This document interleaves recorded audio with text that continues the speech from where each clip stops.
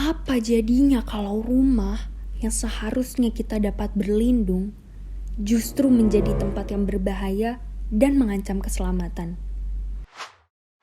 Kampus merupakan rumah pendidikan tinggi untuk kita.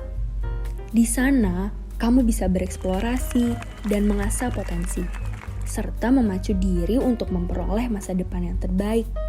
Hal ini tentu dapat terwujud jika didukung dengan lingkungan yang kondusif, yaitu lingkungan kampus yang nyaman, aman, dan bebas dari kekerasan. Tapi sayangnya, kasus kekerasan banyak terjadi di lingkungan pendidikan, khususnya perguruan tinggi. Dari semua kasus, 87,9% adalah kasus kekerasan seksual. Jumlah ini sangat tinggi jika dibandingkan dengan kasus kekerasan fisik maupun psikis. Perilaku kekerasan seksual perlu kita hindari. Kamu harus tahu, kekerasan seksual adalah perbuatan yang merendahkan, menghina, melecehkan, dan menyerang tubuh serta fungsi reproduksi seseorang. Jadi, segala tindakan yang membuat seseorang tersinggung, terintimidasi, dan merasa dipermalukan secara seksual merupakan bentuk dari kekerasan seksual. Seseorang yang mengalami kekerasan seksual bisa terganggu kesehatan reproduksinya dan juga kehilangan kesempatan belajar dengan optimal.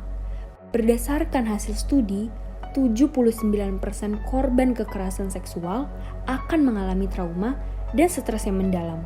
Hal ini tentu saja mengganggu fungsi serta perkembangan otak mereka. Lalu apa aja bentuk dari kekerasan seksual? Menurut undang-undang, kekerasan seksual dapat terjadi secara verbal, non-fisik, fisik, dan melalui teknologi. Yang termasuk kekerasan seksual secara verbal adalah perkataan yang melecehkan, menggoda, dan membuat lelucon bernuansa seksual. Kemudian, perilaku seperti mengintip atau melihat privasi orang lain tanpa izin merupakan bentuk dari kekerasan seksual non-fisik. Selain itu, perbuatan menyentuh, memeluk, dan mencium seseorang tanpa persetujuan dapat dikatakan sebagai kekerasan seksual secara fisik.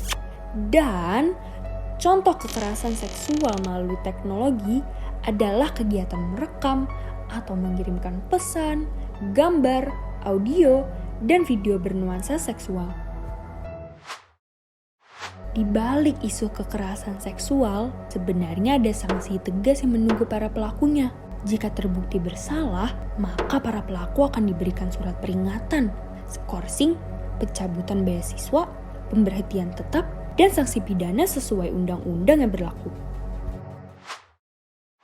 Kalau kamu perlu bantuan atau menemukan kasus kekerasan seksual, segera menghubungi bagian kemahasiswaan fakultas atau program studi masing-masing.